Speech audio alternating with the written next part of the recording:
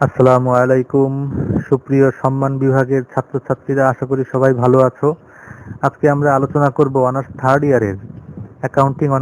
ইয়ারের cost accounting এর একটি অধ্যায় নিয়ে। আজকে আমরা আলোচনা করতে যাচ্ছি কস্ট অ্যাকাউন্টিং এর দ্বিতীয় অধ্যায়ের যেই অঙ্কটা ছিল ব্যয় ধারণা, শ্রেণীবিন্যাস এবং ব্যয় বিবরণী বা cost concept, classification and cost sheet এর 2 নাম্বার ক্লাস নিয়ে আজকে আমরা আলোচনা করব। দ্বিতীয় ক্লাসটা সাধারণত ব্যবহারিক। এখানে আমরা কস্ট শিটের যে বিষয়গুলো আছে সেই বিষয়গুলো আজকে আলোচনা করার চেষ্টা করব। এখানে প্রথমে আমরা একটি অঙ্ক নিয়েছি যেখানে আমাদের কস্ট শিট বা আমাদের উৎপাদন ব্যয় বিবরণী যেটা কিভাবে আসবে বা আসতে পারে সেই বিষয়ে এখানে আলোচনা হয়েছে। এর আগের ক্লাসে আমরা একটা অঙ্ক দেখিয়েছিলাম, সেখানে আমাদের কস্ট শিটের একটা সাধারণ ধারণা আমরা রেখেছিলাম। আজকে সেইটাকে ধরেই আমরা আরো কিছু নতুনত্ব বিষয় যেগুলো এই কস্ট শিটকে কেন্দ্র করে আসে সেই বিষয়গুলো আমরা এখানে তুলে ধরার চেষ্টা করেছি। তো অঙ্কটা আমি একটু পড়ি। বলা হয়েছে বাটা শু company produces and sells 5,000 pairs of shoes at the rate of taka 1,065 per pair in July 2005, for which the following particulars are available. তার মানে বাটা শু কোম্পানি তারা 2005 সালের জুলাই মাসে 5,000 জোড়া জুতো তৈরি করেছে, যার প্রত্যেকটার খরচ এসেছে 165 টাকা করে, এবং সেই খরচগুলো নিম্নে আমাদের বর্ণিত আছে। বলা হচ্ছে র মেটেরিয়াল পারচেস করেছি 2,50,000 টাকা, direct wages in cash including টাকা 10,000 অন অ্যাকাউন্ট অফ জুন 2005 1,50,000 টাকা। তার মানে আমাদের মানে প্রত্যক্ষ যে মজুরি সেটা হচ্ছে 1,50,000 টাকা। র মেটেরিয়ালের ওপেনিং ছিল 40,000, র মেটেরিয়ালের ক্লোজিং ছিল 40,000। ফ্যাক্টরি সাপ্লাইজ, তার মানে যে ফ্যাক্টরি ওভারহেড যেটাকে আমরা বলছি 20,000 টাকা। ইনডাইরেক্ট ওয়েজেস, এটাও আমরা আমাদের ফ্যাক্টরি ওভারহেড 50,000 টাকা। সানরি ফ্যাক্টরি এক্সপেন্সেস 30,000 টাকা। স্যালারিজ টু অফিস স্টাফ, তার মানে অফিস এক্সপেন্সেস 35,000 টাকা। স্যালারিজ টু সেলস স্টাফ, তার মানে সেলস এক্সপেন্সেস 25,000 টাকা। সানরি অফিস এক্সপেন্সেস, এটাও অ্যাডমিনিস্ট্রেটিভ এক্সপেন্স 10,000 টাকা। তারপরে বলা হয়েছে depreciation 60% productive and 40% administrative expenses, total 1,00,000 টাকা। তার মানে আমাদের অবচয় আছে টোটাল 1,00,000 টাকা, তার 60% যাবে হলো প্রোডাক্টিভ মানে কারখানার মধ্যে, আর 40% যাবে অ্যাডমিনিস্ট্রেটিভের মধ্যে। তার নিচে বলা আছে from the above particulars you are required to, যা যা বের করতে বলেছে। এতে বলা হয়েছে prepare a cost statement for July 2005, July 2005-এর জন্য একটা কস্ট স্টেটমেন্ট তৈরি করো। আর বিতে বলা হচ্ছে estimate the sales price of unit of the same product in August 2005 assuming. তার মানে আরেকটা আমাদের কস্ট শিট তৈরি করতে হচ্ছে যেখানে আগস্টের জন্য, সেখানে আমাদের এই খরচগুলো কিছু পরিবর্তন হবে।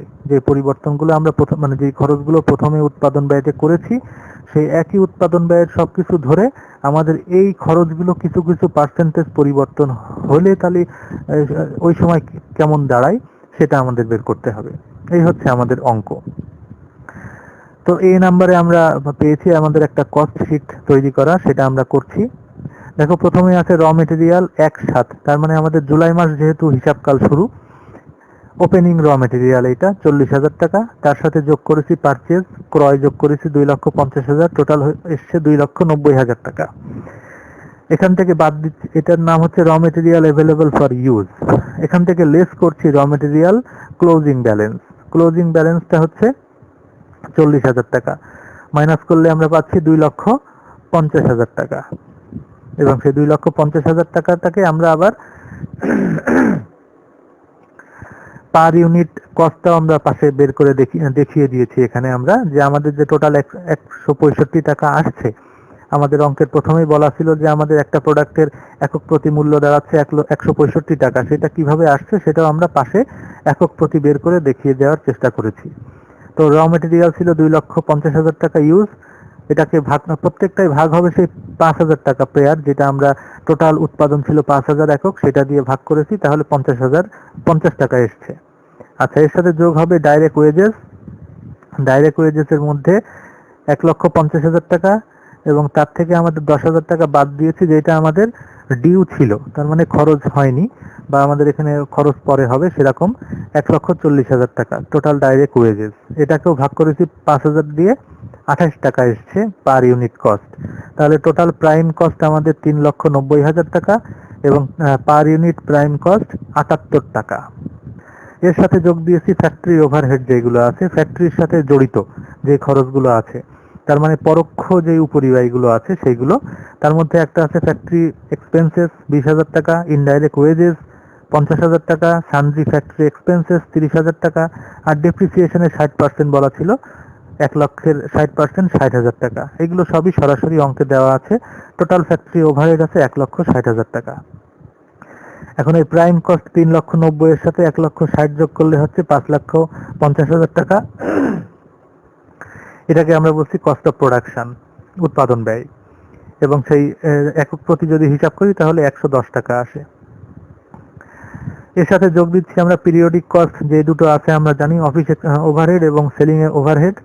সেগুলো অফিসের মধ্যে আছে স্যালারি 35,000 টাকা, সানড্রি অফিস এক্সপেন্স 10,000 টাকা, ডেপ্রিসিয়েশন 40% 40,000 টাকা, টোটাল 85,000 টাকা।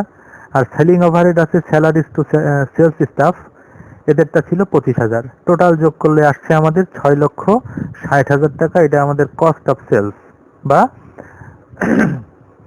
বিক্রয় ব্যয়। বিক্রয় করতে গেলে এই 6,60,000 টাকা আমাদের এখানে আমাদের আসছে খরচ টোটাল। আর যদি একক প্রতি হিসাব করি তাহলে 132 টাকা। আচ্ছা, এর সাথে প্রফিটটা হয়েছে 1,65,000 টাকা। এটা পেয়েছি কিভাবে? এটা পেয়েছি আমাদের ব্যালেন্সিং ফিগার করে। তার মানে আমাদের সেলসটা আগে বের করতে হয়েছে। আমরা এর আগে দিয়েছি যে সেলস ছিল আমাদের 5,000 পেয়ার বা 5,000 জোড়া জুতা, হচ্ছে 165 টাকা করে আমরা বিক্রি করব। তো সেই 165 টাকা করে গুণ করলে আমাদের আসে 8,25,000 টাকা সেলস। আর টোটাল কস্ট আসছে 6,60,000 টাকা। এই দুটোকে ডিফারেন্স করলেই হচ্ছে 1,65,000 টাকা। এটাই হলো আমাদের প্রফিট এবং এটা আমাদের ব্যালেন্সিং ফিগার। এবং এটাকে আরেকভাবে বের করা যায়, সেটা হচ্ছে আমাদের এখানে percentage of profit on sales. এখানে বলা হচ্ছে যে এখানে একটা আমাদের অনুপাত বের করা হয়েছে যে আমাদের কি পরিমাণ প্রফিট হতে পারে। তো এখানে প্রফিট ভাগ সেলস গুণ 100, এটা করলে আমাদের বেরোচ্ছে যে 20% প্রফিট হয়েছে বিক্রয়ের উপরে। এই পার্সেন্টেজটা আমরা এখানে বের করেছি। এটা আমাদের পরবর্তীতে যে বি নাম্বার রিকোয়ারমেন্টে সেখানে যে কাজে লাগবে। অর্থাৎ আমি আবার বলি, এই অঙ্ক থেকে যে তথ্যগুলো পেয়েছি সেখান থেকে আমাদের মুনাফার হারটা আমরা বের করে নিলাম 20%। কিভাবে? মুনাফা ভাগ বিক্রয় গুণ 100 করলে আমাদের বেরিয়েছে 20%, অর্থাৎ মুনাফা হচ্ছে বিক্রয় মূল্যের 20%। এটা আমরা বের করে নিলাম। তো এই ছিল আমাদের রিকোয়ারমেন্ট 1। এবার আমরা যাচ্ছি রিকোয়ারমেন্ট 2-তে।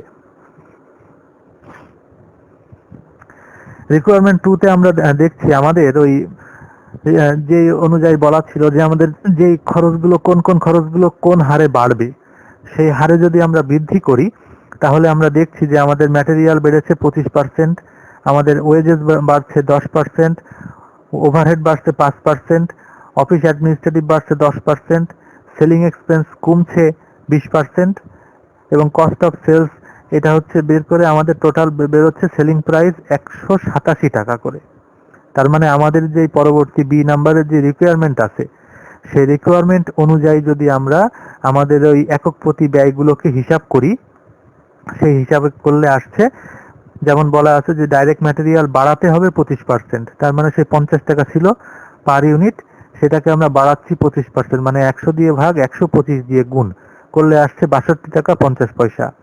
ডাইরেক্ট ওয়েজেস বলা ছিল বাড়াতে হবে 10%। ডাইরেক্ট ওয়েজেস আগে ছিল 28 টাকা, এখন সেটা 100 দিয়ে ভাগ 110 দিয়ে গুণ করলে পাচ্ছি 30 টাকা 80 পয়সা। এরকম করে আমাদের রিকোয়ারমেন্টে যা যা বলা ছিল যে এটা যেভাবে বাড়াতে বা কমাতে হবে সেরকম করে সমস্ত কিছু নতুন করে বের করে আবার টোটাল যোগ করলে আমাদের সেলস প্রাইস পাচ্ছি 187 টাকা করে পার ইউনিট। আগে ছিল 165 টাকা, এবার হয়েছে 187 টাকা। এই ছিল আমাদের এস্টিমেটেড কস্ট। তার মানে আমাদের যদি একটা অঙ্কের হিসাবে দাঁড় করিয়ে সেটার আলোকে আরেকটা বের করতে বলা হয় তাহলে সেটাকে আমরা ওইভাবে করে বের করব। এবার আসছি আমরা দরপত্র বা টেন্ডার বিবরণী নিয়ে। এটাও আমাদের কস্ট শিটের একটি অংশ, এটাও নতুন করে আমাদের এখানে আলোচনা করা হবে। দরপত্র বলতে আমরা বোঝাই যে কোনো একটি নির্দিষ্ট কাজ যখন আমরা করানোর জন্য বিভিন্ন পার্টির কাছ থেকে বিভিন্ন দর আহ্বান করি, তখন সেই পার্টিরা বিভিন্ন প্রতিষ্ঠান আমাদেরকে সেই কাজ করানোর জন্য বিভিন্ন রকমের দর দিয়ে থাকেন, সেই কাজের মোট খরচের পরিমাণটা দিয়ে থাকেন, এবং তার মধ্যে থেকে সব থেকে কম টাকায় আমাদের মতো করে যারা কাজ করে দিতে পারবে আমরা তাদেরকে সাধারণত কাজটা প্রদান করে থাকি, কাজের দায়িত্ব প্রদান করে থাকি। এটাই হচ্ছে দরপত্র। তো সেই দরপত্র করার জন্য আমাদের হিসাব করার জন্য আমাদের এখানে সেই নিয়মগুলো আজকে আমরা শিখব। যে কোনো জায়গা থেকে যদি এরকম কোনো কাজের একটা দরপত্র চাওয়া হয় তখন আমরা সেই দরপত্রটা কিভাবে করব সেটা আমরা এই বিবরণীর মাধ্যমে শিখব। এখানে একটা অঙ্ক আমরা নিয়েছি, এই অঙ্কটাকে উদাহরণ ধরে আমরা এখানে শেখার চেষ্টা করব। বলা আছে, from the following information of M company, calculate the works cost and total cost of manufacturer and then show the percentage that the works overhead expenditure bears to direct wages and establishment and general charges bears to cost of production। তার মানে আমাদের একটা M কোম্পানির কিছু তথ্য এখানে দেওয়া আছে, সেখান থেকে আমাদের কিছু বিষয় বের করতে হবে। বলা আছে র মেটেরিয়াল 7,000 টাকা, ডাইরেক্ট ওয়েজেস 5,400 টাকা, ওয়ার্কস ওভারহেড এক্সপেন্ডিচার আছে 1,620 টাকা, আর এস্টাবলিশমেন্ট অ্যান্ড জেনারেল চার্জেস আছে 1,120 টাকা। তার নিচে বলা আছে on the basis of the above figure what price should be M company quote to manufacture a product which will require an expenditure of taka 72 in materials and taka 60 in wages so as to yield a profit of 20% on the selling price। তার মানে এই তথ্যকে ভিত্তি করে নতুন করে আরেকটা বিবরণী বানাও যেখানে আমরা 20% প্রফিট আর্ন করব এবং সেখানে ম্যাটেরিয়াল কস্ট হবে 72 টাকা আর ওয়েজেস হবে 60 টাকা। এই 72 টাকা 60 টাকা ধরে এবং অন্যান্য খরচগুলোকে আমরা এই পূর্বের যেই তথ্য দেওয়া আছে তার উপরে ভিত্তি করে বের করে নিয়ে এমনভাবে হিসাব করব যাতে করে আমাদের প্রফিট হবে 20% অন সেলিং প্রাইস। সেটা আমরা কিভাবে করব দেখি। প্রথমে আমরা একটা স্টেটমেন্ট অফ কস্ট শিট তৈরি করে নেব যেটা আমাদের তথ্য দেওয়া আছে সেই অনুযায়ী যদি তথ্য তৈরি করি তাহলে আমাদের র মেটেরিয়াল 7,000 টাকা, ডাইরেক্ট ওয়েজেস আছে 5,400 টাকা, দুটো যোগ করলে হচ্ছে প্রাইম কস্ট 12,400 টাকা। এর সাথে ওয়ার্কস ওভারহেড এক্সপেন্ডিচার এটা যোগ করছি 1,620 টাকা, টোটাল কস্ট অফ প্রোডাকশন আসছে 14,020 টাকা। এর সাথে আমাদের জেনারেল চার্জ এটা যোগ করছি 1,120 টাকা, দুটো যোগ করলে আমাদের টোটাল কস্ট আসছে 15,140 টাকা। এটা আমাদের যে তথ্য দেওয়া আছে প্রশ্নে সেই তথ্যের আলোকে আমরা একটা স্টেটমেন্ট তৈরি করে নিলাম। এই স্টেটমেন্টের আলোকে আমরা পরবর্তী যে একটা টেন্ডার পত্র তৈরি করা লাগবে সেখানে সেটা আমরা তৈরি করতে পারবো। আমি আবার বলি, টেন্ডার পত্রটা তৈরি করার জন্য আমাদের সেখানে ম্যাটেরিয়াল হবে পার ইউনিটে 72 টাকা, আর ওয়েজেস হবে পার ইউনিটে 60 টাকা, আর প্রফিট হবে সেলিং প্রাইসের উপরে 20%। এইটাকে ভিত্তি ধরে আমরা আলাদা আরেকটা হিসাব বিবরণী তৈরি করব। তো সেটার জন্য আমাদের যেটা প্রথমেই করা লাগবে, যেটা আমাদের দুটো টাকার অঙ্ক দেওয়া আছে, একটা 72 টাকা ম্যাটেরিয়াল আর 60 টাকা হলো ওয়েজেস। এই যদি থাকে তাহলে অন্যান্য যে খরচগুলো আছে সেই খরচগুলোর আমাদের পার্সেন্টেজ বের করে নিতে হবে। অন্যান্য খরচের মধ্যে একটা আছে হচ্ছে ওয়ার্কস ওভারহেড এক্সপেন্ডিচার, সেটা হচ্ছে ডাইরেক্ট ওয়েজেস এর উপরে বের করতে হয়। তার মানে যেটার উপরে যার সাথে যেটা যোগ করে করতে হয় সেটার সাথে সেটা বের করতে হয়। তার মানে আমাদের এখানে ওয়ার্কস ওভারহেড এক্সপেন্ডিচার এটা বের করতে হবে ডাইরেক্ট ওয়েজেস এর উপরে। তার মানে যেটা বের করতে হয় সেটা উপরে রাখবো আর যার উপরে ভিত্তি করে বের করতে হবে সেটা নিচে রাখবো। এটা হলো আমাদের এই পার্সেন্টেজ বের করার সূত্র। যার উপরে ভিত্তি করে বের করবো যেমন ডাইরেক্ট ওয়েজেস ওইটা নিচে আসবে, আর যেটা বের করবো সেটা উপরে আসবে গুণ 100। তাহলে ওয়ার্ক ওভারহেড ছিল 1,620 টাকা আর ডাইরেক্ট ওয়েজেস ছিল 5,400 টাকা, গুণ 100 করলে আসছে 30%। তার মানে ওয়ার্কস ওভারহেড হবে ডাইরেক্ট ওয়েজেস এর 30%। আরেকটা বের করতে হচ্ছে আমাদের জেনারেল চার্জ, যেটা জেনারেল চার্জটা বের করতে হবে সেই ওয়ার্কস কস্টের উপরে, যেটার সাথে যোগ, মানে যেটার সাথে যার বের করা হয়েছে এর আগে সেটাকে ভিত্তি করে।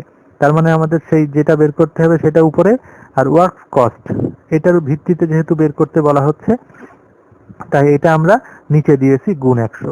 এই বিষয়গুলো কোনটা কার উপরে বের করতে হবে এটা অনেক সময় অঙ্কেই বলা থাকে, অঙ্কে বলা থাকবে, ইনস্ট্রাকশন দেওয়া থাকবে, সেই অনুযায়ী আমরা বের করব।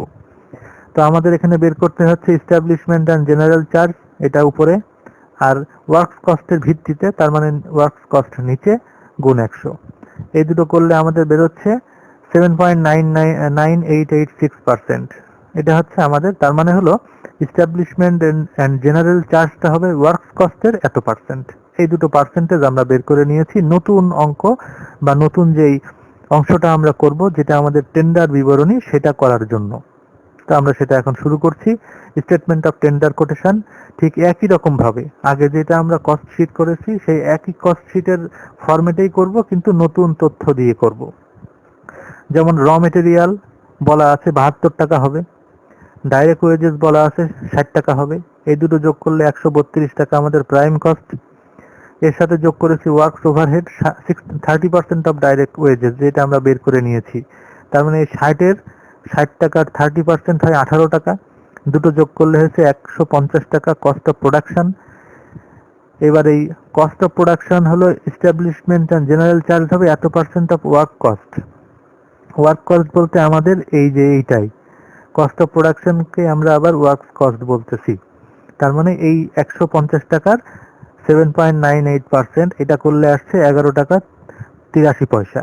এই দুটো যোগ করলে আসছে 161 টাকা 83 পয়সা। এটা আমাদের টোটাল কস্ট। এই পর্যন্ত আমরা পেলাম। এবার এর আগে আমরা পেয়েছি যে আমাদের প্রফিট হবে সেলিং প্রাইসের 20%। এখন সেলিং প্রাইস তো আমরা জানি না, আমরা পেয়েছি টোটাল কস্ট 161 টাকা 83 পয়সা। এখন এর উপরে আমাদের কাটতে হবে কয় টাকা করে, 20%। মানে এর আগে আমরা দেখিয়েছিলাম যদি সেলিং প্রাইসের উপরে কাটতে বলে, কিন্তু আমাদের কাছে যদি টোটাল কস্ট থাকে, তাহলে নিচে সেই পার্সেন্টেজটা 100 থেকে মাইনাস করে দিতে হয়। তার মানে 161 টাকা 63 পয়সা গুণ হবে উপরে 20, নিচে 100 মাইনাস 20 মানে 80। এইভাবে করলে আমাদের প্রফিট আসে 40 টাকা 46 পয়সা। অর্থাৎ আমাদের কোটেড প্রাইস বা টেন্ডার প্রাইস হবে 202 টাকা 29 পয়সা। এই হচ্ছে আমাদের টেন্ডার। তার মানে আমাদের পূর্বের একটা বিবরণীকে ভিত্তি ধরে নতুন আরেকটা বিবরণী তৈরি করা। এটা এখানে আমরা একক প্রতি দেখিয়েছি, অনেক সময় টোটাল কস্ট দেখাতে হতে পারে। নির্দিষ্ট একটা পরিমাণ হয়তো বলে দিল যে এত টাকা করে একক প্রতি করো, তার এবার এত একক যদি আমরা বিক্রি করতে চাই তখন কয় টাকা আসবে, তখন আমাদের সেই এককগুলোকে গুণ করে করে আমাদের মোট টাকা এখানে বসাতে হতে পারে। কিন্তু এখানে আমরা টোটাল একক প্রতি হিসাবটা আমরা দেখিয়েছি যে আমাদের কোটেশন প্রাইস বা টেন্ডার প্রাইস হবে 202 টাকা 29 পয়সা। এই ছিল আমাদের টেন্ডার। তো সুপ্রিয় শিক্ষার্থী, আমাদের এখানে কস্ট শিটে বা দ্বিতীয় অধ্যায়ে সাধারণত এইসব আলোচনাগুলোই ছিল। এখান থেকে আমাদের ছোট ছোট কিছু অঙ্ক তোমাদের প্রশ্নে বা পরীক্ষায় আসতে পারে। তোমরা এখান থেকে আর বেশ কিছু থিওরি আসবে। তো তোমরা আশা করি যার যেই বই আছে না কেন সেই বই থেকে তোমরা থিওরিগুলো এবং এই অঙ্ক যেগুলো আমরা দেখালাম সেগুলো আলোচনা করবে, দেখবে এবং সেখান থেকে প্র্যাকটিস করবে, এবং যে কোনো সমস্যা হলে আমাদের সাথে তোমরা আলোচনার মাধ্যমে সমাধান করার চেষ্টা করবে। তো সবাই ভালো থাকো, সুস্থ থাকো, যে যেখানে আসো নিরাপদে থাকো। আল্লাহ হাফেজ।